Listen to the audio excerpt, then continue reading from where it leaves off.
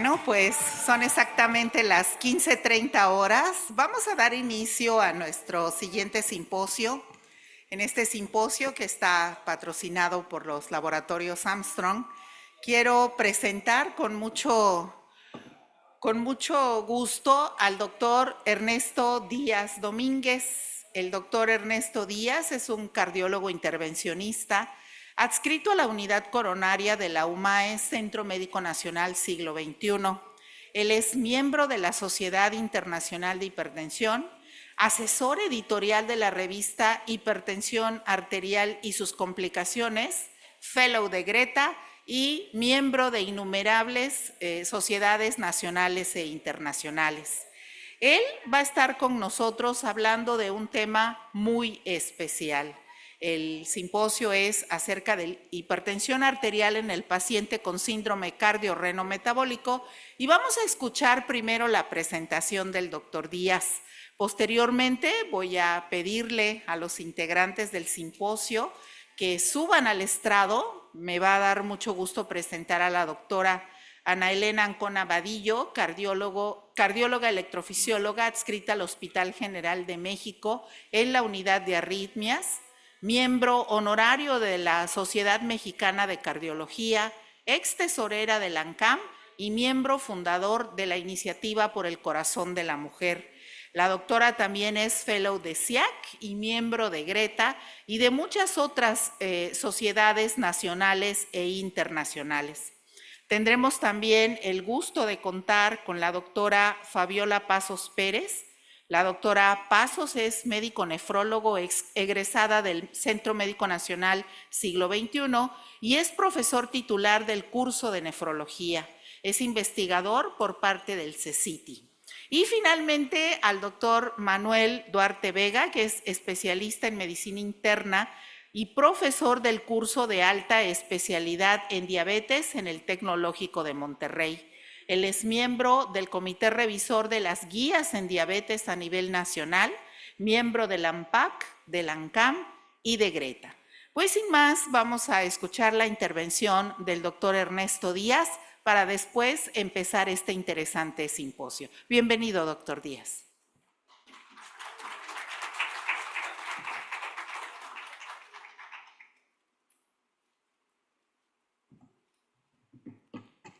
Gracias, doctora Paloma, por su amable presentación. Bueno, pues el día de hoy vamos a tocar un punto que, si bien durante todo el día hemos estado hablando del síndrome cardiorrenometabólico, llegamos a un punto interesante en donde decimos cuál es el lugar de otras familias de los fármacos y en específico con las consecuencias que van a ver a continuación. Y una de las preguntas claves será esta. ¿Es una suma lineal de las enfermedades entonces este síndrome cardiometabólico y otras letras que le vamos a poner después? ¿Es solo una suma o estamos hablando de una enfermedad exponencial? Ciertamente, como ya lo escuchamos durante el día, todo inicia a partir de la disfunción de los lípidos, la afectación hacia el páncreas con disglucemias y afectaciones renales y cardíacas. Entonces, la relevancia de esta parte, quiero situarla aquí, no solo en el conglomerado de enfermedades, sino en la exponencialidad que tienen sus complicaciones, ya que el riesgo está multiplicado y no sumado, el riesgo cardiovascular por 3, riesgo cardiovascular, cerebro cardiovascular, asimismo la pérdida de la flexibilidad metabólica del corazón para poder utilizar otros mediadores diferentes al ATP, y los vínculos directamente relacionados al incremento de arritmias, como lo vimos en la ponencia magistral. Hasta 35% más de riesgo de fibrilación auricular y 4 veces más el riesgo de muerte súbita. Y sin duda, si esta etiología empieza desde el tema de los lípidos, pues justamente los nuevos fármacos como los ISGL2 y los inhibidores de GLP-1 vienen a ser un parteaguas en esta parte, demostrando no solo la reducción de glucosa y de peso, sino del riesgo cardiovascular. Y entonces la pregunta icónica será, los antihipertensivos, ¿qué papel van a jugar aquí, pero específicamente la familia de los bloqueadores de los canales de calcio? Y es que esta familia de fármacos no solo van a proveer de la reducción de la presión arterial, sino que generarán cardio y nefroprotección que es lo que argumentaré en las siguientes diapositivas. Entonces, como ya lo escucharon, todo este síndrome comprende en realidad ahora 4 grandes pilares: la enfermedad cardiovascular, la renal, la obesidad y la diabetes, y estas 4 pueden desencadenarse o tener un origen común.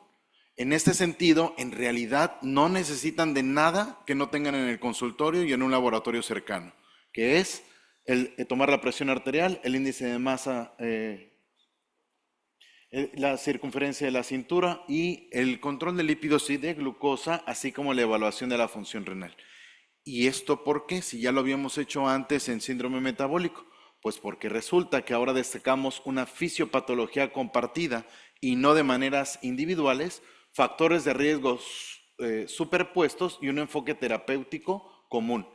Y entonces, en este artículo de revisión que justamente salió la semana pasada, el 7 de mayo, vemos cómo todos estos factores externos sí pueden influir en este ambiente de inflamación y de disfunción de los lípidos, que generarán alteraciones en los datos metabólicos y consecuentemente todo va a caer en los eventos cardiovasculares mayores, que es infarto, eventos vasculares, así como falla cardíaca y muerte prematura.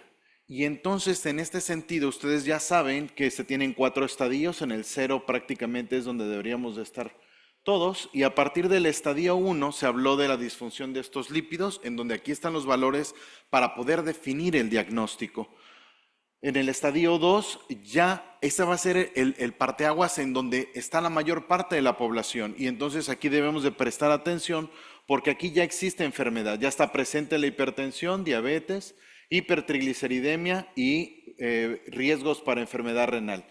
Y a partir de esta parte encontraremos las afectaciones subclínicas, es decir, todo aquel daño vascular que ya está existiendo, pero que el paciente no tiene síntomas cardiovasculares y por ende nosotros tendríamos que ir a buscarlos.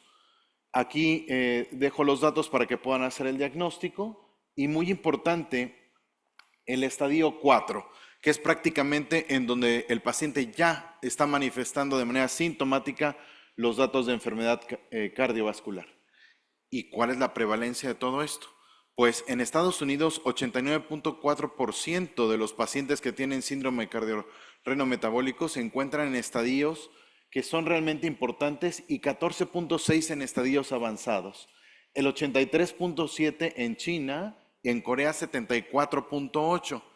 ¿Y conocen algún otro lugar más gordito de gorditos? Pues nos tocaba, ¿no? Y aunque aquí nadie tiene datos o tienen otros datos, el doctor Alcocer reporta muy bien en este compendio que se hizo de Macarena, que lo que mencionaba el doctor ayer, hasta el 48.7% de las defunciones del 2023 reportadas en INEGI son correlacionables con el síndrome cardiorrenometabólico. Y estudios como uno de los esfuerzos de Greta, el estudio RITA, demuestra que hasta el 40% de los pacientes con hipertensión tienen 5 a 6 factores de riesgo tradicionales, lo cual lleva a decir que el 57.6% tienen riesgo cardiovascular muy alto. Y es que el problema está en que anteriormente, o cuando se le llamaba síndrome metabólico, podríamos hacer una regresión y decir en qué estadios se encontraran. Pero un punto que es determinante es que la mayoría de nuestros pacientes van a estar en el estadio número 2 y a partir del estadio 2 de la enfermedad, ahí está la hipertensión inmersa en todas las demás enfermedades, de tal modo que lo relevante es no considerar a la hipertensión solo como hipertensión, sino que ir en busca del resto de las enfermedades adyuvantes. ¿Por qué? Porque esto se va a traducir en un riesgo alto de mortalidad y en un riesgo alto de complicaciones cardiovasculares. Oigan, si le quieren apostar algo en el futuro, como para decir, como de qué será mejor, comprarse una nueva cámara para hacer videos de TikTok o mejor un buen baumanómetro para hacer el diagnóstico, pues aquí está. Desde la proyección del 2025 al 2050, sigan apostándole a la hipertensión. ¿Por qué? Vean, en todas las latitudes, la línea color rosita, que es la de la hipertensión, sigue siendo la más prevalente. Y a pesar de que podemos diagnosticarla y a pesar de que podemos tratarla y que es un factor que podría ser modificable, no funciona así. Lo más triste de este caso es que está bien identificado que en todo el mundo la población más afectada son las poblaciones con menores ingresos. Por lo tanto, tendremos que ir nosotros en busca de todo esto porque cuando les digas, claro, vas a tomar un ISGLT2 y un GLP-1 y una estatina combinada y se acabó la pensión del bienestar con eso, ¿verdad? Entonces, lo cual quiere decir que mejor hay que diagnosticarlos antes, pero ahora nos regresan el balón. La labor es del médico, porque el paciente no te va a dar los síntomas, tú tienes que ir a buscarlos. Y entonces, ¿qué es lo que dice artículo de revisión sobre el tratamiento de hipertensión en el síndrome cardiorrenometabólico? En realidad, pareciera que dice que hay que cambiar los estilos de vida, ya lo sabíamos, que la presión arterial meta en hipertensión es menos de 130/80, ya lo sabíamos, que hay que tratar a los pacientes que tienen diabetes y albuminuria priorizando YECAS o ARA2, ya lo sabíamos, y que si el paciente además tiene enfermedad renal crónica, habría que priorizar YECAS o ARA2. ¿Alguien no sabía eso? Sí, ya todo lo teníamos bien identificado, pero ¿cuál es el punto? Que no alcanzamos a vislumbrar la importancia de tratar a los pacientes que tienen albuminuria y enfermedad renal, que estos son los pacientes que van a potenciar el riesgo cardiovascular. ¿Qué hacer con aquellos pacientes de riesgo moderado que van a tener ya la enfermedad renal per se? Vean cómo nuevamente se nombran YECAS ARA2 y los ISGLT2 e incluso los antagonistas de receptores no esteroideos como medidas de protección a esto. Sin embargo, cuando estamos en el estadio 3, en este sentido, sobre hipertensión no mencionan o argumentan algo más, solamente nos dicen lo que no hay que hacer. Lo que no hay que hacer es que en pacientes con fiebre reducida no hay que pensar en bloqueadores de los canales de calcio, sobre todo los no dihidropiridínicos, y aquí privilegiar a los beta bloqueadores cardioselectivos en su tratamiento. Y vean entonces cómo en el último estadio, en donde esto ya se puso color rojo, porque la cosa está muy grave ya, en realidad en temas de hipertensión seguimos diciendo lo mismo, y ECA y ARA2, fíjense cómo estiran la liga hasta cuando ya no lo pueden hacer, que es con tasas de filtrado menor de 30 o hipercalemia, y que en los pacientes con insuficiencia cardíaca de FEBI reducida, si es posible, preferir los ARNI. Y en este sentido, vean que en el tema de enfermedad renal persiste obviamente el uso de YECAS y ARA2 hasta donde se puede y tiene un papel preponderante los ISGLT2, los inhibidores de GLP y la firenenona. Oigan, ¿y los bloqueadores de los canales de calcio entonces? Pareciera que no salieron en el mapa. Y este dato es muy importante, ¿por qué? Porque justo las guías de hipertensión del 2018, ese fue su gran cambio, si lo recuerdan. Si se acuerdan, antes todos los YECAS y los ARA2 los teníamos combinados con diuréticos, principalmente los tiacídicos. Y a partir del 2018 fue este cambio importante, ahora como segundo fármaco a combinar después de YECAS o ARA2, bloqueadores de los canales de calcio. Pero aquí el factor preponderante será Guías de Hipertensión Europea 2024. ¿Qué dice? Ahora YECA o ARA2 y el principal acompañante de estos, bloqueadores de los canales de calcio, prácticamente en todos los estadios, excepto si el paciente tiene falla cardíaca, FEBI reducida, cardiopatía isquémica documentada o arritmias, ahí entrarían los beta bloqueadores. Pero si se fijan en el algoritmo de la guía, todo es bloqueadores de los canales de calcio como segundo fármaco a intención. Hasta este punto, el mensaje es, el segundo fármaco después de YECAS o ARA2 es bloqueador de los canales de calcio. ¿Qué hago cuando tengo un paciente con síndrome de cardiorrenometabólico enfrente entonces? Pues entonces esa combinación de fármaco tendrías que definir cuál de los bloqueadores de los canales de calcio tiene mayores propiedades, porque lo relevante ahora es que los antihipertensivos no solo tienen que bajar la presión, tienen que demostrar reducción del riesgo cardiovascular y reducir los eventos cardiovasculares al respecto. Por ello no van a encontrar aquí a metamizol, por si alguien lo ocupa de antihipertensivo. ¿Y por qué son relevantes los bloqueadores de los canales de calcio? Porque son potentes. Tienen una tasa de efectividad apropiada, bajan bien la presión arterial y de manera sostenida. Y ustedes lo pueden ver en esta tabla. Me regreso porque es pregunta de NARM. ¿Cuánto baja la presión, el no sé qué? Aquí están. Pero en este sentido, vean cómo existen en los de última generación como el L-carnidipino propiedades adicionales a no solo bajar la presión arterial, y así como los no dihidropiridínicos, como lo es diltiazem, tiene otras propiedades que nos van a ayudar en pacientes con angina y cardiopatía isquémica estable, fibrilación auricular y albuminuria. ¿Qué es lo relevante? ¿Qué se tienen que llevar de esta charla respecto a los bloqueadores de los canales de calcio? La clave está en qué canal va a bloquear. Ojo, para la mayoría de los bloqueadores de los canales de calcio van a utilizar el receptor L, esto es en la arteriola aferente.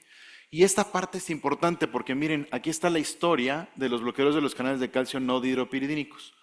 En realidad, la parte de estos fármacos también utilizan el receptor L y vean cómo lo relevante o como el fármaco de última generación dice que el fármaco lo tomas y tiene un efecto sostenido. Ahora, la historia de los bloqueadores de los canales de calcio dihidropiridínico, ustedes se saben varios, nifedipino, lercanidipino, felodipino, todos esos. ¿Cuál es lo relevante de esto?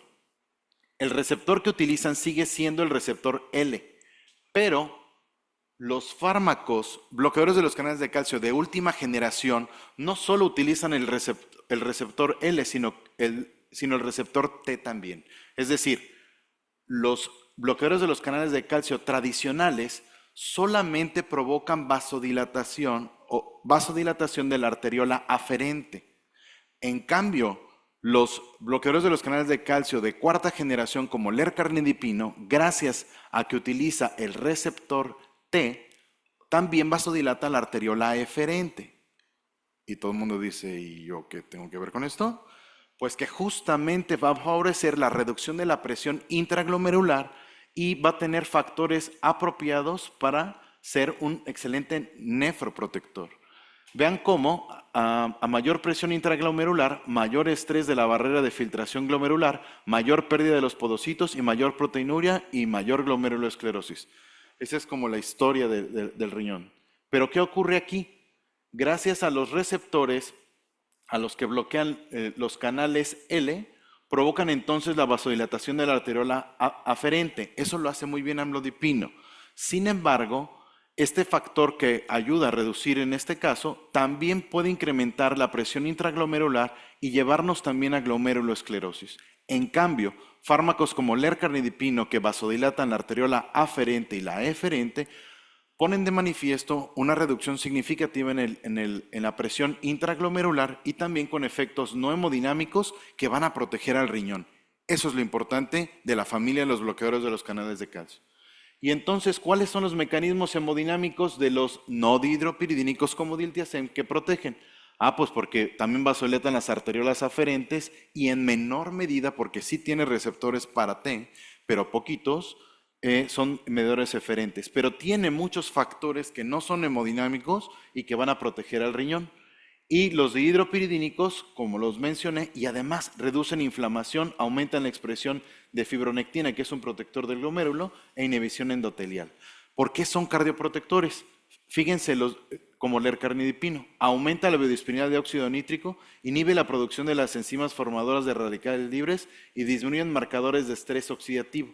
De tal modo que en este artículo del 2025 nos resuelven la pregunta, ¿cuál es el bloqueador de los canales de calcio? ¿Cómo puedo elegir entre uno y otro? ¿O siempre tengo que usar el mismo porque viene pegado al ARA2 y a la tiazida? Es decir, todas las combinaciones están con amlodipino. Entonces, siempre tengo que usar amlodipino porque está pegado a las otras dos moléculas. Este simposio donde se habla de este dato te dice si el paciente requiere de factores adicionales de protección. Existen los de cuarta generación como el L-carnidipino que te va a ayudar con otros factores que no son solo la bajada de la presión arterial. Y entonces estos fármacos van a ayudar porque son efectivos, por ejemplo, los no dihidropiridínicos en el efecto que tienen como antiarrítmicos y en el efecto que tienen como vasodilatadores coronarios. En este sentido, diltiazem como no dihidropiridínico, vean como en este estudio pone de manifiesto el incremento en la tasa de filtrado, la reducción de la albuminuria y justamente cómo mantiene la presión arterial. En este metaanálisis del Dr. Stuber también hace una recopilación de todos los estudios relacionados a diltiazem y el efecto que tienen en la reducción de la proteinuria. y de la albuminuria. En este sentido, las dosis utilizadas promedio fueron de 120 a 480, de tal modo que diltiazem no solo es antihipertensivo y antiarrítmico, sino que pone de manifiesto ser también antiproteinúrico. Respecto al L-carnidipino, vean cómo en esta tabla ponen de manifiesto que pueden reducir justamente la proteinuria, como se ve aquí, y es el único en este caso que lo logra hacer.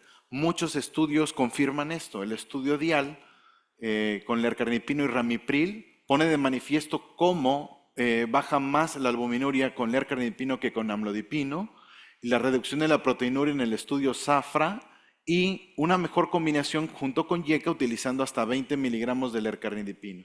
Este estudio es muy importante, es el Red Level. De lo que te habla es de la asociación de un YECA en diferenciación en alapril con amlodipino versus en alapril lercanidipino.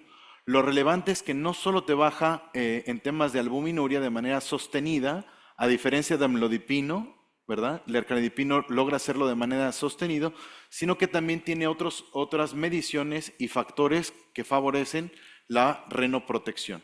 Entonces, ¿cómo elegir entre uno y otro? Pues aquí en esta tabla que les traigo dice, si el paciente tiene insuficiencia cardíaca y el tratamiento tiene que ir con un bloqueador de los canales de calcio, tienes que usar lercanidipino. Si el paciente la tiene preservada, podrías utilizar no dihidropiridínicos. Si el paciente tiene miocardiopatía hipertrófica, puedes utilizar no dihidropiridínicos como diltiazem. Si el paciente está en enfermedad renal avanzada y tasa de filtrada menor de 30, puedes utilizar los no dihidropiridínicos como diltiazem. ¿Por qué? Porque no tiene excreción renal, todo el metabolismo es hepático. Entonces, cuando ya no haya opciones, ahí están los bloqueadores de los canales de calcio. Si el paciente tiene alteraciones del nodo, tendrías que usar lercanidipino. Y si el paciente tiene angina, taquicardia supraventricular, fibrilación auricular, estarían los no dihidropiridínicos como diltiazem. En diabetes puedes utilizar ambos y definir en este sentido. No se olviden del gran poder que tiene angiotrofin, y por eso es importante el fármaco en cardiología, porque permite una vasodilatación coronaria, pero ahora, desde el síndrome coronario, desde la guía de síndromes coronarios crónicos nos dice que en todo el espectro de la enfermedad, es decir, angiotrofin T funciona en enfermedad coronaria obstructiva por placas de ateroma, como en la enfermedad no obstructiva en la disfunción microvascular. Si el paciente tiene espasmo de las coronarias o si tiene espasmo de la microcirculación, en todo el aspecto angiotrofin es útil en esto. En fibrilación auricular, el estudio RATAF2, en comparación con metoprolol, demuestra cómo reduce el NT-proBNP. El paciente no tiene síntomas, hay buen control de la presión arterial y no hay alteraciones en el ejercicio al respecto. Es decir, antiarrítmico, antianginoso, antiisquémico, antihipertensivo y antiproteinúrico. Respecto al lercanidipino y en el estudio Laura, una de las cosas más importantes de este estudio es que es en población de muy alto riesgo. Los mexicanos, ¿qué población serán? De muy alto riesgo. Entonces vean cómo el lercanidipino tiene gran potencia incluso en esos pacientes, ¿verdad? En los pacientes logra bajar muy bien la presión arterial en los pacientes de muy alto riesgo y con efectos secundarios casi nulos. ¿Cuáles son los principales efectos indeseables de los dihidropiridínicos? Taquicardia, flush facial y edema principalmente. Bueno, lercanidipino en esto tiene menos de la unidad, ¿ya vieron? Tiene efectos adversos muy reducidos. Vean cómo el poder del lercanidipino también en la reducción de la glucosa en ayuno, la hemoglobina glicosilada, la fructosamina, entre otras. El poder del lercanidipino, gracias a que utiliza estos dos receptores para bloquear en los canales de calcio, y que también tiene efectos muy poderosos sobre el endotelio, lo hace un fármaco muy interesante porque es metabólicamente activo. Ya dijimos que sirve en hipertensión porque reduce la presión arterial sistólica y diastólica, en menos de 6 semanas logra el control. Reduce los triglicéridos, reduce 35% la oxidación de LDL. ¿Se acuerdan cuál era el origen del síndrome cardiorrenometabólico? Los lípidos, aquí está. Mejora la rigidez arterial promoviendo el óxido nítrico y disminuye la presión aórtica, reduce la proteinuria, mantiene la presión intraglomerular estable, inhibe la proliferación mesangial, preserva la tasa de filtrado glomerular, reduce radicales libres y factores de inflamación, disminución de la glucosa con un efecto antiangiogénico, y todo esto en suma logra reducir la enfermedad arterial coronaria en un 18%, los accidentes cerebrovasculares en menos del 21% y la insuficiencia cardíaca en menos del 28%. Bueno, más les faltó poner los ojos verdes. Pero en realidad vean cómo un fármaco antihipertensivo tiene un gran poder hacia lípidos, hacia glucosa y hacia cardio y nefroprotección. Me regreso a mi pregunta de inicio. Entonces, ¿el tratamiento debe de ser con un efecto exponencial o lineal? El tratamiento tiene que ser exponencial. Por eso la relevancia de los ISGLT y los GLP-1, así como los antagonistas de receptores no esteroideos, porque está puesto aquí que reduce los eventos cardiovasculares, que reduce la hospitalización por falla cardíaca, que reduce la progresión de la enfermedad renal, que reduce la glucosa y que reduce el peso GLP y los ISGLT. Consideren en esta bajada de riesgos que los bloqueadores de los canales de calcio, entonces, hoy aprendimos que son cardio y nefroprotectores, y hablando específicamente del L-carnidipino, reduce los accidentes cerebrovasculares, la enfermedad arterial coronaria y la falla cardíaca. De tal modo que logramos resolver una pregunta que plantearon en el posicionamiento de Camarena.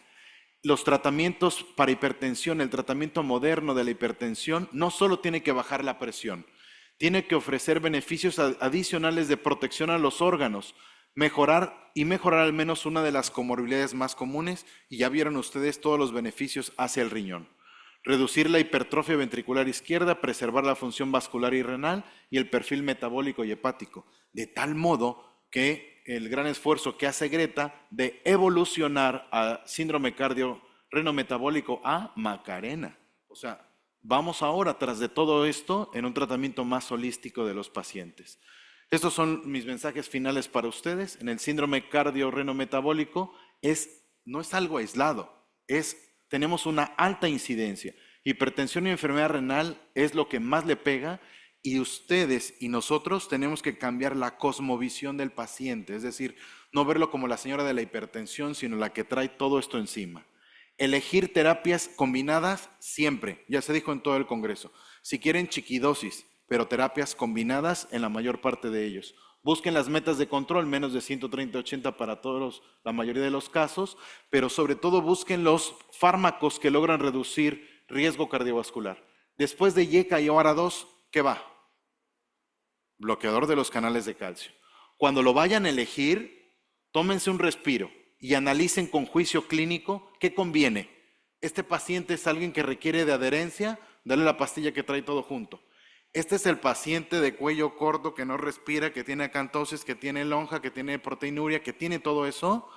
Separa el fármaco y dale un fármaco que pueda hacer un bloqueo simultáneo de otros detonantes del riesgo cardiovascular. No se olviden que hay que incluir las terapias adicionales, estatinas combinadas, antiagregantes, como ya se mencionó, los ISGLT, los GLP-1, los antagonistas de receptores no esteroideos. El proyecto Macarena educa, visibiliza, es decir, te pone de manifiesto que todo eso tienes que ver tú en el consultorio en 15 minutos.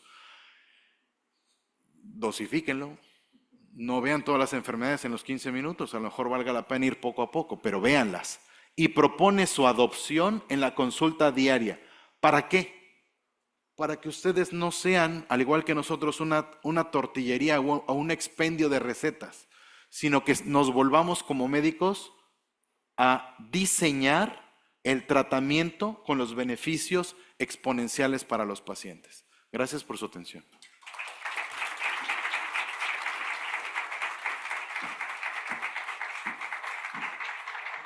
Pues muchas gracias al doctor Ernesto Díaz por habernos recordado esta familia de fármacos que frecuentemente olvidamos. Y quiero pedir por favor a la doctora Fabiola Pasos Pérez, a la doctora Ana Elena Ancona Vadillo y al doctor Manuel Duarte Vega, si me acompañan por favor en el podio, igual al ponente, si es tan amable. Y vamos a empezar esta sesión de preguntas y respuestas. Yo sé que hay muchas preguntas, afortunadamente tenemos el tiempo necesario para hacerlas, Así de que en atención a ustedes voy a preguntar si alguna persona del público tiene alguna duda que quisiera preguntarle a los ponentes. Tenemos al ponente, una nefróloga, una cardióloga y un médico internista. ¿Alguno de ustedes?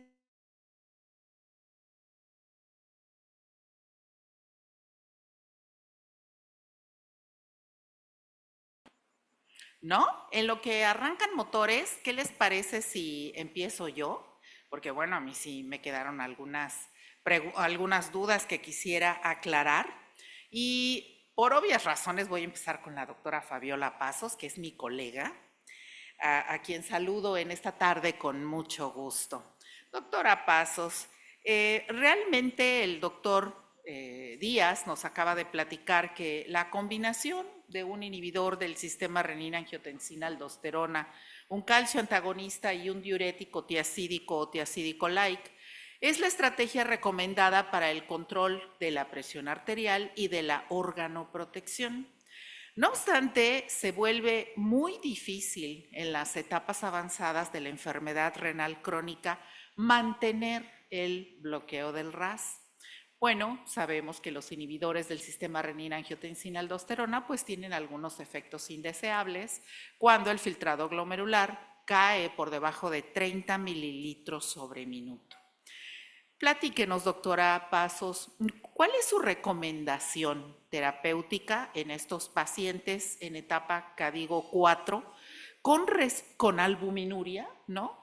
Y la pregunta quisiera que la contestara enfocando cuál pudiera ser la mejor combinación de fármacos, de tal forma que se mantenga el control de la presión arterial y se mantenga el control de la albuminuria, obviamente sin la menor prevalencia de riesgos indeseables para el paciente.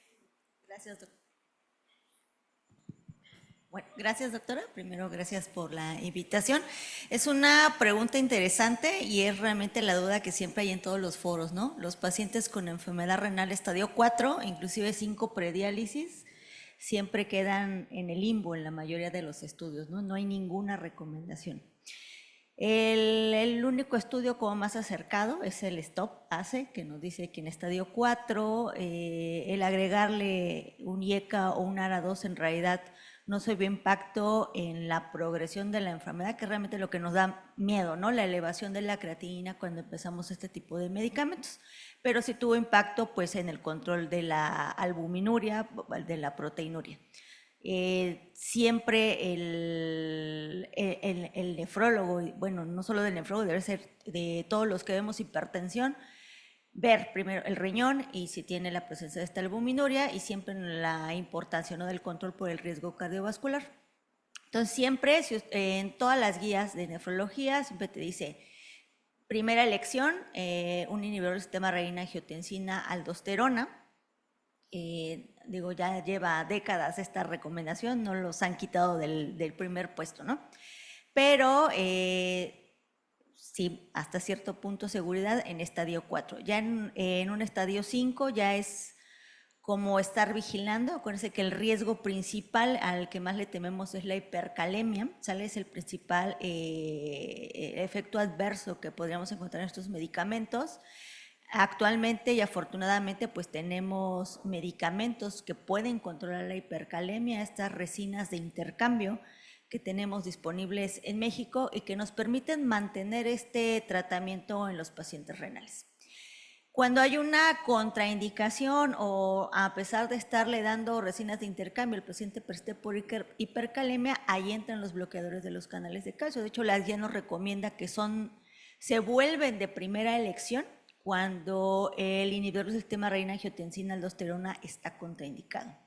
Ya el doctor Ernesto nos dio una super plática de los efectos que tienen a nivel renal. Realmente cuando leemos las guías de nefrología te dice bloqueador de canal de calcio, pero nunca te dicen cuál es el que debes utilizar.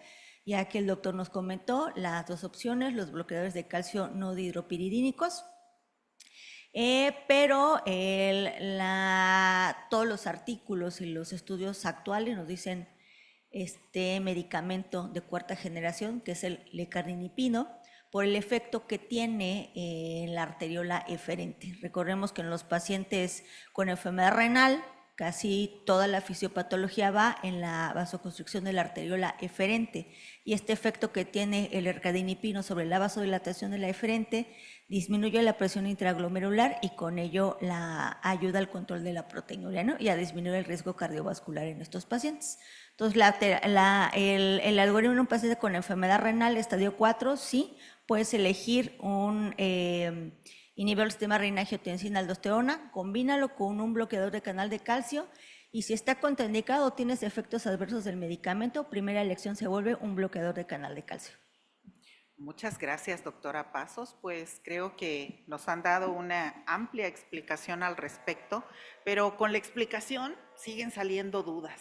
Y a lo mejor nos podríamos pasar aquí toda la tarde preguntándole a la doctora Pasos, ¿verdad? Sin embargo, el paciente no es solamente riñón, es un paciente que ya hemos visto que vive con varios componentes del síndrome cardiorrenometabólico y realmente tienen una tasa muy elevada de mortalidad y cardiovascular, de la cual hemos visto durante todo el Congreso que la fibrilación auricular ocupa un lugar muy importante.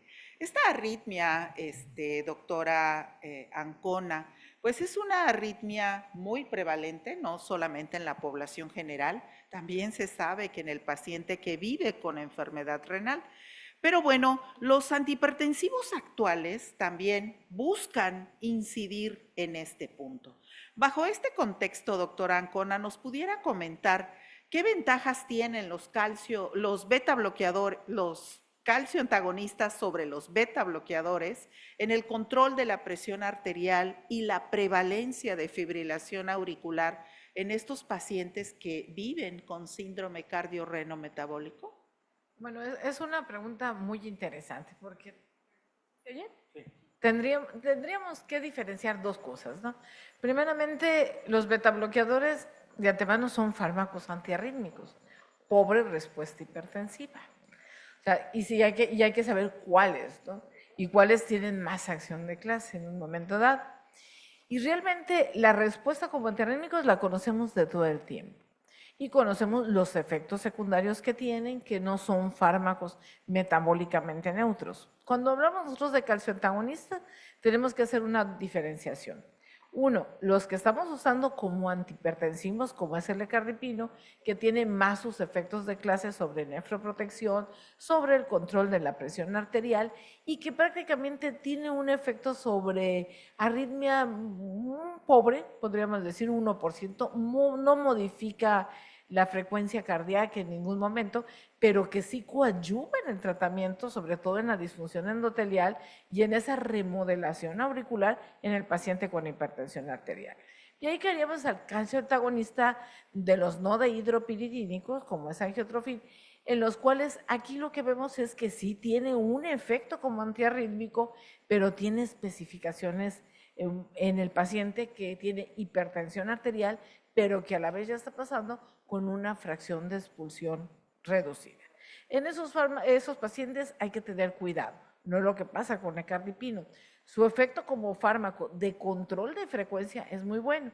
Para que ustedes, porque algunos sé que conocen bien el tema y lo han estado viendo, la clasificación de los fármacos antiarrítmicos es muy sencilla.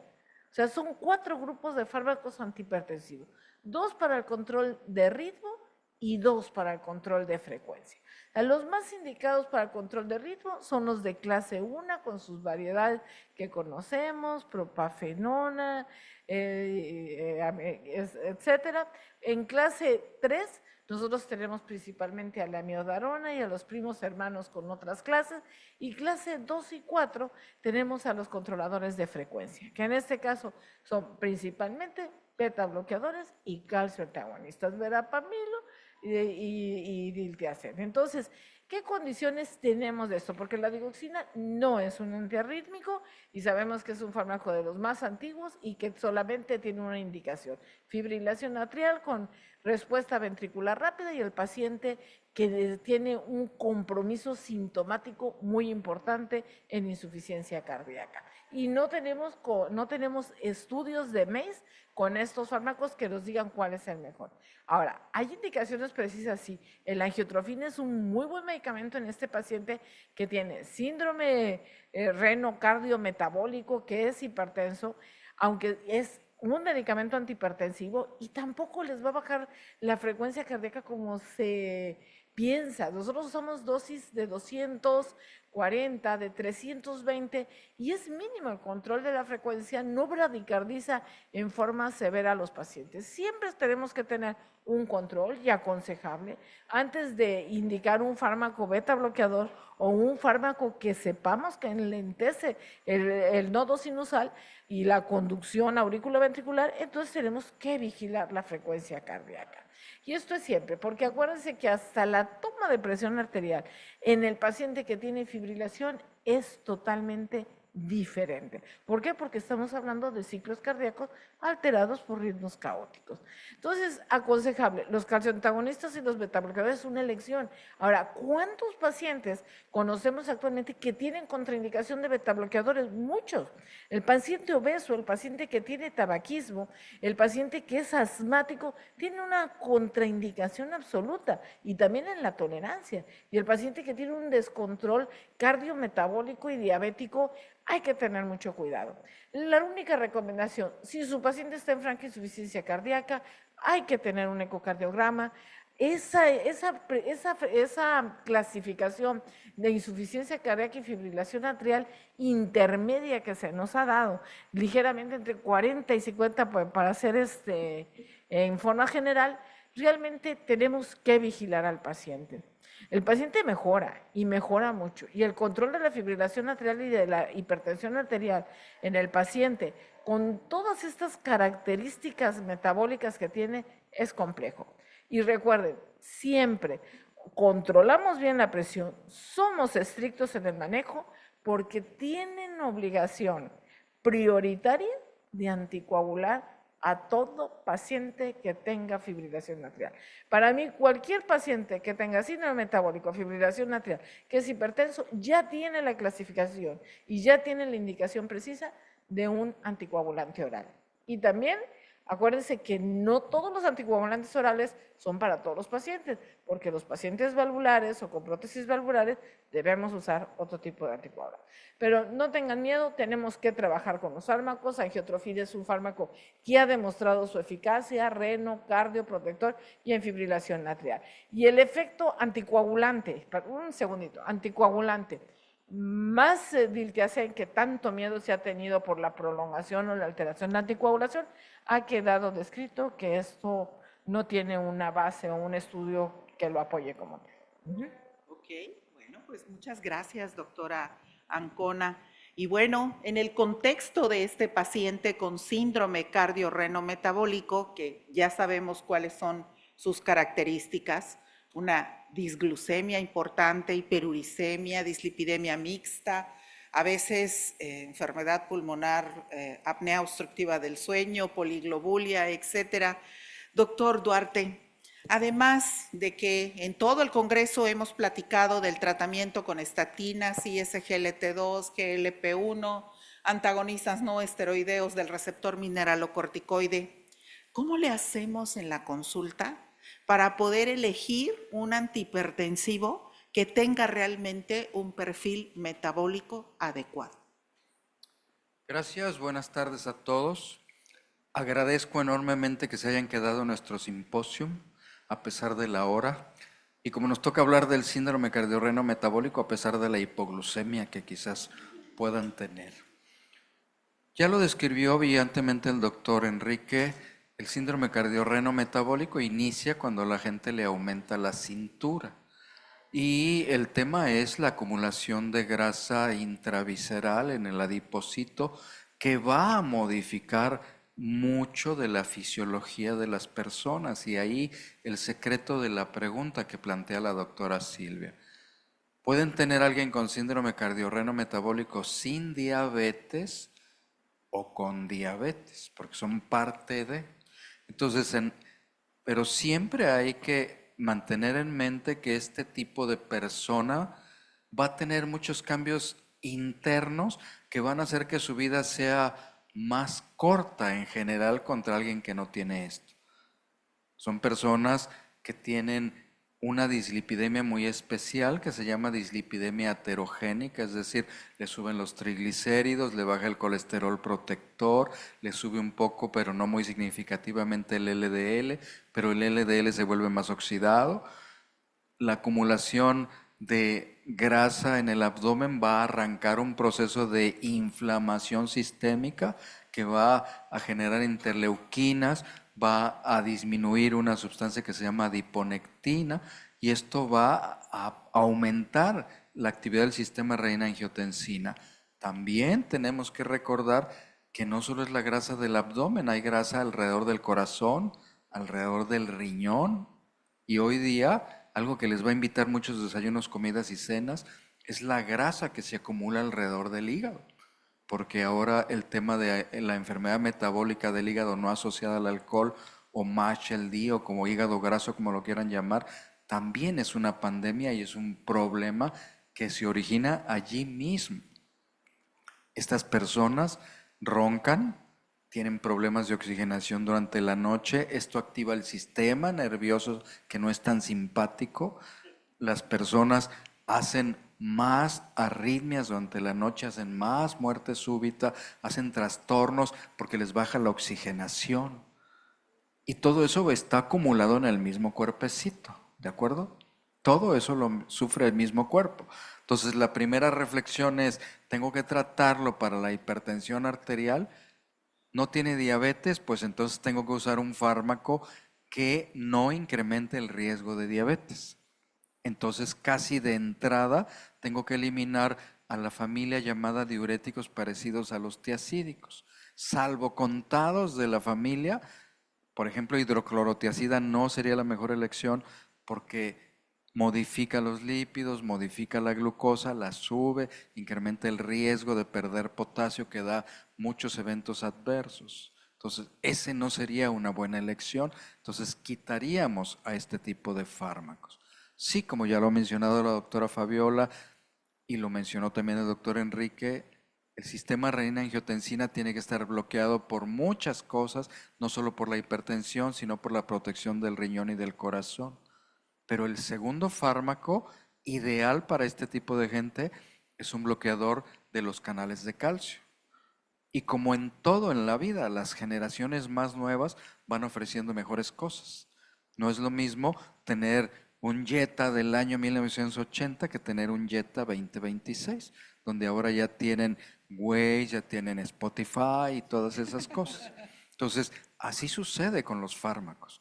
Ahora, los calcio antagonistas de cuarta generación, como es el caso del cardipino, se toma una vez al día, cosa que favorece que la gente no falle a sus tratamientos. Segundo, produce menos hinchazón de las extremidades inferiores, que es uno de los problemas cotidianos y que en lugares cálidos como Campeche puede convertirse en un problema. Estos pacientes con síndrome cardiorreno metabólico también ya traen una carga de volumen aumentada porque tienen problemas en excretar sodio y el calcio antagonista como el cardipino no hace que la gente retenga líquido. La gente tiende a hincharse en los pies por cambios en la microcirculación sin retención de líquidos, que además cuando lo combinan con algo que bloquea el sistema renina-angiotensina, se disminuye ese proceso. Por otra parte, en hipertensión, el dogma de fe es no se reduce la presión, se reducen los eventos cardiovasculares mayores, eso es lo que buscamos, no la cifra. Y lecardipino tiene excelente evidencia en el tema de disminuir los eventos vasculares cerebrales, disminuir la enfermedad renal crónica a través de la protección, como ya se explicó, proteger el corazón y funcionar muy bien en personas que tuvieran diabetes con enfermedad arterial periférica. No altera la glucosa, no altera el potasio, etc. Entonces es una excelente opción para este tipo de circunstancias y además ayuda a la función endotelial que está muy deteriorada en este tipo de pacientes. Muy bien, pues hemos escuchado a nuestros panelistas darnos su opinión acerca de estas familias, esta familia de fármacos que ciertamente una subclase, ha ido evolucionando de manera importante. L-carnidipino, pues es un calcio antagonista dihidropiridínico de última generación, con todas las ventajas que tiene la modernidad. Y por otro lado, pues tenemos a diltiazem, que es este fármaco que conocemos desde hace muchísimo tiempo y que permanece vigente. ¿Alguien del público quiere hacer alguna pregunta o algún comentario? Anímense, hoy la interconsulta es gratis. Sí, hoy no va a generar honorarios, caray. ¿Alguna duda que ustedes quisieran externar? Por favor, doctora. Oye, sí, que sea una pregunta pues, muy básica, no sé cómo le diría, es para el doctor Duarte, en lo que acaba de mencionar con respecto al edema de miembros inferiores. Es muy frecuente en la consulta que nos llevan al paciente, es que sus pies están hinchados y parecen ante. ¿Sí? Y bueno, aquí hay que diferenciar, ¿es por retención de líquido o porque hay el problema circulatorio como usted acaba de mencionar? Como hay mucho médico familiar, médico general y veo también jóvenes en formación de medicina, ¿cuál sería el abordaje o cómo diferenciaría usted ese tipo de edema? Sí, gracias. Uno, no es una enfermedad, no es que el calcio antagonista produzca una enfermedad. El calcio antagonista dihidropiridínico, ya lo mencionó el doctor Enrique con diapositivas muy lindas, actúa en las arterias, las dilata. Cuando bloquea la entrada de calcio hacia la arteria, hace que el vaso rompa el espasmo y se abra. Pero toda arteria, arteriola, las más chiquititas se llaman arteriolas, están conectadas a las venas más pequeñas, a las vénulas. Es un sistema continuo. Si yo dilato la arteriola y la vénula no se dilata, entonces me sucede un problema de flujo, como en un embotellamiento. Por un lado llega más sangre, pero por el que tiene que salir entra menos sangre. Entonces eso va a ocasionar que el flujo a nivel de la unión de la arteriola con la vénula sea mucho más lento y que entonces haya esa sensación de edema que no está produciendo una enfermedad, ¿correcto? Entonces, lo que está sucediendo ahí es simplemente una congestión del proceso circulatorio. ¿Cómo lo puedo atenuar en las personas? Dándoselos a tomar en la noche, pidiéndoles que levanten los pies durante la noche o en los ciclos de su día, que tengan momentos en los que elevan los pies, etcétera. ¿De acuerdo? Pero no es una alteración, no es una enfermedad. ¿Cómo puedo diferenciarlo con el otro? Bueno, le revisan los pies y entonces ven si tiene las famosas telarañitas, que es el estadio C de la insuficiencia C0, de la insuficiencia venosa. Le revisan si tiene trayectos tortuosos de varices, etcétera. En el diabético no se les va a dar mucho ese problema, porque el diabético hace lo contrario, hace falta de flujo hacia las piernas por enfermedad arterial periférica, le llega menos sangre, ese no se hincha porque no le llega sangre, ¿de acuerdo? Sobre todo en los estadios avanzados. Entonces la forma de discernir cuál es el origen del problema es revisar al paciente con cuidado y sobre ello atacar la situación que se esté viviendo. Y no mejora, aclararé, el edema producido por este tipo de medicamentos, que el ecardipino es de los que menos produce este problema de edema, no se resuelve con diuréticos porque no es líquido extravasado. Entonces no se resuelve con diuréticos para que no le vayan a empezar a dar furosemida y lo tengan toda la noche orinando. No sé si con esto contesté su pregunta. Y no tiene godete, ¿de acuerdo? O sea, la ceñita del dedo, el godete de los clínicos franceses. Muy bien. Bueno, ¿existe alguna otra pregunta? De no ser así, yo sí quisiera pedirles por favor que dejaran un mensaje final, empezando por el doctor Ernesto Díaz. Este mensaje que vaya para nosotros en el consultorio, que nos ayude a tomar una decisión práctica, rápida en la clínica Nos quedan 4 minutitos, así que 1 minutito por cada quien. Empezamos con el doctor Díaz. Cuando tenemos que resolver en una consulta este acrónimo de síndrome cardiorrenometabólico o Macarena, pareciera una cosa imposible. Pero les propongo que se lleven a casa esta intención. Acuérdense que han cambiado las cosas fundamentalmente. Antes no se concebía un cardiólogo haciendo un cálculo de la tasa de filtrado glomerular. Hoy es imperativo que si tú vas a prescribir un antihipertensivo, tienes que hacer ese cálculo, porque tú vas a diseñar un tratamiento. Entonces, en este síndrome del que hoy hemos hablado, al igual forma, la exposición ahí está de las combinaciones y los fármacos, pero ustedes tienen que diseñar el tratamiento del paciente en base a las comorbilidades que están encontrando. Muchas gracias, doctor Díaz. Doctora Pasos. Bueno, el mensaje, igual que el doctor, si se enfrenta a un paciente con hipertensión, la búsqueda de daño órgano blanco ya es en muchos foros que te dicen tiene hipertensión, hay que buscar intencionadamente daño renal, albuminuria, la estimación del filtrado glomerular, de igual forma buscar alteraciones a nivel cardiovascular para elegir pues el mejor tratamiento. No le teman a iniciar tratamiento a pacientes con enfermedad renal moderada, avanzada. Sí tenemos muy poca evidencia, pero la que se genera precisamente es en lo que hacemos en la vida real, ¿no? Recuerden, si empiezan este tipo de medicamentos unido al sistema renina-angiotensina, la recomendación siempre es combinarlo con un bloqueador de los canales de calcio, vigilar el deterioro de la función renal o la caída del filtrado glomerular o la elevación de la creatina más del 30%, estar vigilando la hipercalemia. A veces es un poquito difícil porque nos dicen que más o menos a las 2 semanas, a más tardar un mes, pues chequemos estos parámetros, ¿no? De que no estén alterados por el inicio del inhibidor del sistema renina-angiotensina-aldosterona. Pero no hay que quitarles el beneficio del inicio de este tipo de tratamientos. Muchas gracias, doctora Pasos. Doctora Ancona. Bueno, primeramente, yo creo que lo más importante es la seguridad que tengamos nosotros. Y primero, modificar el estilo de vida de los pacientes. Segundo, hacer que se ocupen de ellos. Nosotros ya nos preocuparemos de lo que estamos haciendo.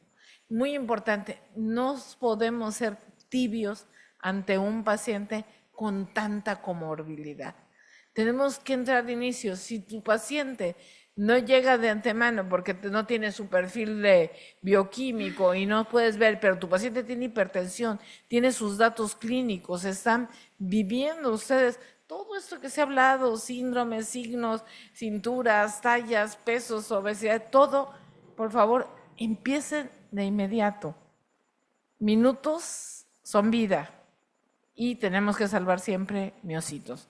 Entonces, el endotelio es un gran órgano, tenemos que trabajar en él, es parte importantísimo y como se los digo, no tengan miedo, los pacientes se los van a agradecer al final y eso es lo más importante que debemos hacer, confiar en estos congresos, en estos eventos para que puedan tener un mejor resultado y más éxito también en el manejo de su consulta. Muchas gracias, doctora Ancona. Finalmente, doctor Duarte.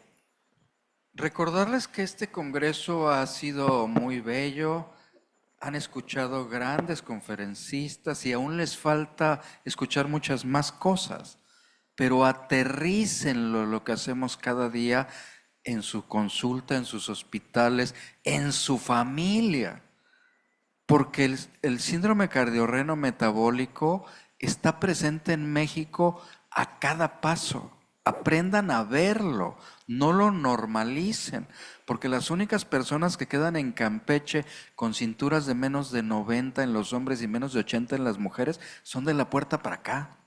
La doctora Palomo ya lo demostró en su artículo de Rita. El principal factor de riesgo que existe en las personas hipertensas en México es la medida de la cintura. De modo que aprendan a reconocerlo, aprendan, como ya dijo la doctora Ancona, a no ser tibios en el tratamiento. Esto mata todos los días mucha gente. Y el hecho de que utilicen un ISGLT2 o un análogo de GLP-1 o ahora una estatina no excluye que usen otros medicamentos como lecardipino, como finerenona, etcétera. Hay que usar más medicamentos con más contundencia, llegar a metas y vivir en las metas para poder cambiar el tema de la aterosclerosis, que es lo que mata a México. Pues con esto, muchas gracias, doctor Duarte. Damos por terminado este simposio. Les pido, por favor, un aplauso para los participantes. Gracias.